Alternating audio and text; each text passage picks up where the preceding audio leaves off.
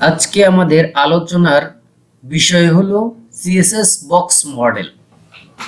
আসলে বক্সটা তো বুঝতেছি, কিন্তু মডেলটা কি চলুন আমরা একটু দেখে নিই। All HTML element can be considered A box, অর্থাৎ এইচটিএমএল এর যত এলিমেন্ট সবগুলাই একটা বক্স হিসেবে, একটা বাক্স হিসেবে বিবেচনা করা হয়। তো চলুন এর মধ্যে কি কি থাকে। এই বক্সের মধ্যে মার্জিন থাকে, বর্ডার থাকে, আর কি থাকে, প্যাডিং থাকে, এবং সর্বশেষ যেটা থাকে বক্সের একদম মাঝখানে সেটা হলো কন্টেন্ট। আসলে আমরা এটা বললে হয়তো বা আপনারা ভালো বুঝবেন না। এই আমার একটা বক্স আসছে, বক্স বলতে আপনারা যদি বক্স না চিনে থাকেন তাহলে এই বক্সটা দেখতে পারেন, এটা একটা বক্স। সেম ভাবে আমাদের প্রত্যেকটা এলিমেন্টটাকে বক্স হিসেবে বিবেচনা করা হয়। এই বক্স দেখে আবার মনে করেন না যে আপনার গার্লফ্রেন্ডে গিফট হিসেবে কোনো বক্স দিতে হবে, সেটা না। দেখুন আমি বক্স মডেলের একটা রিয়েল এক্সাম্পল লিখে রেখেছি। এখানে দেখুন আমরা যদি একটা স্টেমিল এলিমেন্ট লিখি, হোক সেটা যেই কোনো ধরনের এলিমেন্ট হোক, সেটা প্যারাগ্রাফ হোক নয়তো হেডিং হোক, যাই হোক, তো সেটা আমাদের এই কন্টেন্ট বলতে ওই এইচটিএমএল এলিমেন্ট বা প্যারাগ্রাফটাকে বুঝাই। তার একটা প্যাডিং থাকে, প্যাডিংটা আমি বলেছি এর আগে, প্যাডিংটা আমার কন্টেন্টের সাথেই থাকে পাশাপাশি। দেন তারপর একটা বর্ডার থাকে এবং মার্জিন থাকে। এটা দ্বারা আমরা বিবেচনা করতে পারি, একবারে মেপে এক্সাক্ট দেখতে পারি যে আমাদের এই কন্টেন্টের পার্শ্ববর্তী অন্যান্য স্টাইলগুলো কি আছে, কতটুকু উইড নিয়ে আছে। তো চলুন আমরা একটু কোড করতে করতে আর একটু বিস্তারিতভাবে জেনে নিই প্র্যাকটিক্যালভাবে। আমরা প্রথমে যেটা করব সেটা হলো একটা নতুন ব্রাঞ্চ ক্রিয়েট করব। স্ক্রিনে আপনারা একটা কমান্ড দেখতে পাচ্ছেন বেশি আসছে। কমান্ডটা হলো আমাদের এই নতুন ব্রাঞ্চটা ক্রিয়েট করার একটা কমান্ড। এটা আপনারা যদি এখন পর্যন্ত না জানেন দেখে নেন। কমান্ডটা এখানে চালালেই, আপনাদের এই টার্মিনালটা কমান্ডটা চালালেই আপনারা কিন্তু নতুন একটা ব্রাঞ্চ ক্রিয়েট করতে পারবেন এবং সাথে সাথে ওই ব্রাঞ্চের মধ্যেই আপনি সুইচ হয়ে চলে যাবেন। আমরা এখন আমাদের এই প্রজেক্টটা যেটাতে আমরা কাজ করি, যেটা দিয়ে আমরা শিখতেছি, সেটা আমরা কোড এডিটরে ওপেন করব। এর জন্য কোড স্পেস দিয়ে ডট দিলে, ইন্টার দিলে আমাদের ভিএস কোড চালু হয়ে যাবে। এখানে লক্ষ্য করলে পরিষ্কারভাবে দেখবেন আমি আমার টেমপ্লেটটা ক্লিন করে নতুন টিউটোরিয়ালের জন্য আমি যেটা করেছি, একটা H3 হেডিং নিয়ে রেখেছি যেটাতে লেখা বাংলাদেশ, এবং সাথে একটা প্যারাগ্রাফ নিয়ে লিখে রেখেছি। আমরা এটা আমাদের ব্রাউজারে দেখি, দেখতে কিরকম দেখায়। আপনারা লক্ষ্য করুন আমাদের ব্রাউজারে কিন্তু এই রকম দেখাচ্ছে। তো আমরা প্রথমে যেটা করব, আমাকে বাংলাদেশটা নিয়েই একটু কাজ করি। আমরা সাধারণত এই বাংলাদেশ, এই যেটা কন্টেন্ট, এর ডিফল্ট কিছু মার্জিন প্যাডিং থাকে, আমরা সেটা প্রথমেই দেখেছিলাম। তো আমরা এটাকে 0 করে নিই, আমাদের কাজ করতে বা ক্যালকুলেশন করতে সুবিধা হবে। Margin 0, padding 0। ওকে, সরি, প্যাডিং 0 করে নিলাম। এখন যেটা করতে হবে আমাদেরকে, এই যে H3 ট্যাগটাকে প্রথমে আমরা যেটা দিতে পারি সেটা হলো একবারে উপরে। প্রথমে আমরা যেটা দেখেছিলাম যে সিএসএস এর এটার পজিশন তো এটা একটা আছেই। আচ্ছা, আমরা ট্যাগটাকে ধরি এলিমেন্টটাকে ধরে নিলাম, ধরে এটাকে প্রথমেই একটা বর্ডার দিব। বর্ডার দিলে আমরা পার্থক্যটা বুঝতে পারবো। তাহলে বর্ডারটা কি হবে, আমি 5 পিক্সেল দিই, বর্ডার 5 পিক্সেল সলিড গ্রিন দিই। ওকে, আমরা একটু আউটপুটটা দেখে আসি।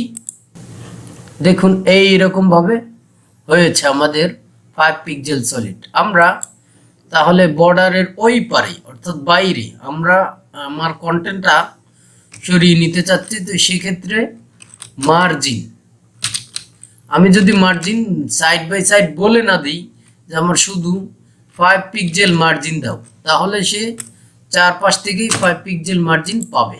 মার্জিন দ্যাট মিনস সরে আসবে। দেখুন চারপাশ থেকে 5 পিক্সেল কিন্তু সরে আসছে। আমি যদি বলি 5 পিক্সেল না, আমাকে 50 পিক্সেল দিতে হবে, সে কিন্তু আমার কথা শুনতেছে। 50 পিক্সেল চারপাশ থেকে মার্জিন, দেখুন এই লেখাটাও কিন্তু সরে আসছে। এখন আমাদের যেটা করতে হবে, আমরা যদি চাচ্ছি যে আমার মাঝখানটা আমার কন্টেন্টটা আর একটু প্যাডিং নিবে, তো সেক্ষেত্রে প্যাডিংটা যদি আমি নেই, আমার 50 পিক্সেলেই প্যাডিং দেব। ওকে 50 পিক্সেল প্যাডিং দিলাম। দেখুন আমাদের প্যাডিংটা এই মাঝখানে চলে আসছে। তো আমরা দেখুন প্রত্যেকটা কিন্তু একটা বক্সের মতো হয়ে গেছে। আমরা যদি মার্জিনটা দেখি, আচ্ছা আমরা বক্স মডেলটাই দেখি। বক্স মডেলটা আপনারা কোথায় গেলে দেখতে পাবেন। এখানে দেখুন আমাদের এইখানে ক্যালকুলেশন, আমাদের এই বক্স মডেলটার মধ্যে আমরা ক্যালকুলেট করতে পারবো আমাদের কন্টেন্টটা টোটাল কতটুকু জায়গা নিয়েছে। আমরা এটার উপর বাংলাদেশের উপর মাউস রেখে মাউসের রাইট বাটনে ক্লিক করলাম। ক্লিক করার সাথে সাথে এইখানে ছোট্ট করে লেখা দেখুন নিচে ইন্সপেক্ট, এটাতে ক্লিক করলাম। ক্লিক করার পরে আমাদের যেটা আসলো আমাদের বাংলাদেশটা এখান থেকে সিলেক্ট হয়েছে কিনা দেখবেন। আচ্ছা আপনারা যদি এইভাবে করেন তাহলে একটু দেখতে সুবিধা হবে হয়তো, বা আপনার এইখান থেকে আমাদের এটাকে সাইডে নিয়ে চলে আসলাম। সাইডে নিয়ে চলে আসলে এইটা এক সাইডে আসছে। তা আমরা এটা সিলেক্ট করা অবস্থায় আছে। আমাদের যেটা দেখতে হবে বক্স মডেল, আমাদের H3 এখানে সিলেক্ট করা আছে, এইখানে আমাদের H3 সিলেক্ট করা আছে। আমাদের একটু নিচে যাই, স্ক্রল করে এইখানে দেখুন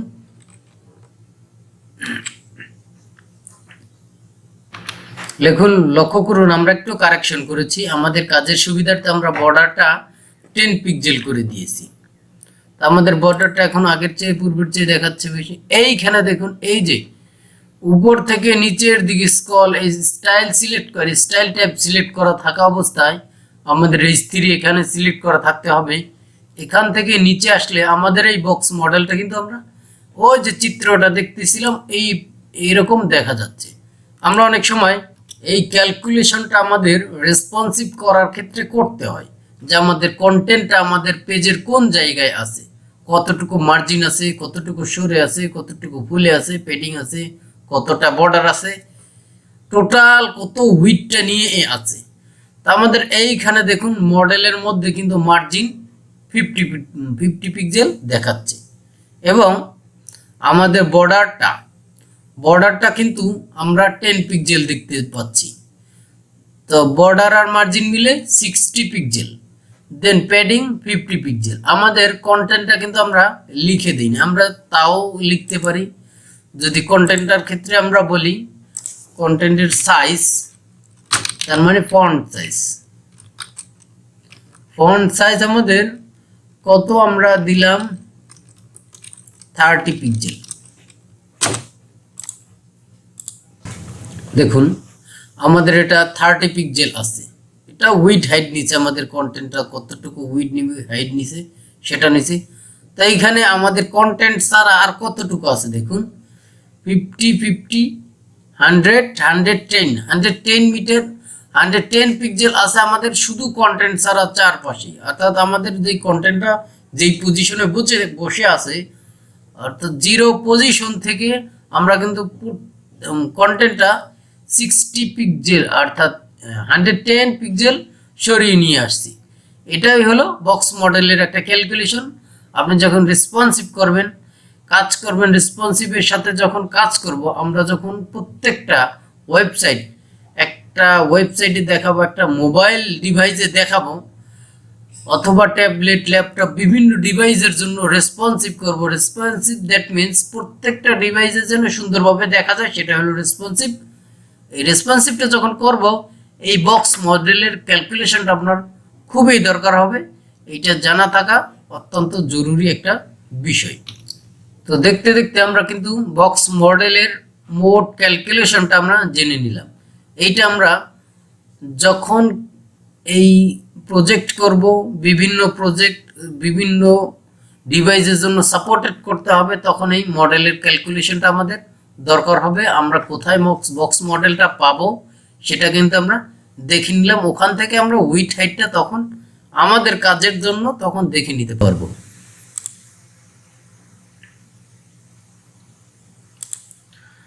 তো আপনাদের সকলকে ধন্যবাদ। আমাদের কুইক ডেভেলপমেন্ট ইউটিউব চ্যানেলের থেকে আপনারা যে ধীরে ধীরে আস্তে আস্তে ধৈর্য ধরে বিষয়গুলো শিখতেছেন, এর জন্য আপনাদের অসংখ্য ধন্যবাদ। এবং সাথে আপনাদের জন্য একটা অপরচুনিটি তৈরি করে রাখা হয়েছে, সেটা হলো আমাদের একটা একটা ফেসবুক গ্রুপ ক্রিয়েট করে রাখা হয়েছে, সেটা হলো কুইক ডেভেলপমেন্ট প্রোগ্রামিং কমিউনিটি। এখানে আপনারা যুক্ত হয়ে আপনাদের যেই কোনো প্রবলেম, ভিডিও রিলেটেড কোনো ধরনের কোনো প্রবলেম, শিখতে কোনো প্রবলেম হচ্ছে কিনা, সেই ধরনের শেখার জন্য আপনাদের যত রকম সহযোগিতা করতে প্রয়োজন হবে আপনারা নিতে পারেন। অনায়াসে নিঃসন্দেহে আমি আপনাদের সকল প্রশ্নের উত্তর দিতে একান্ত অনুগত।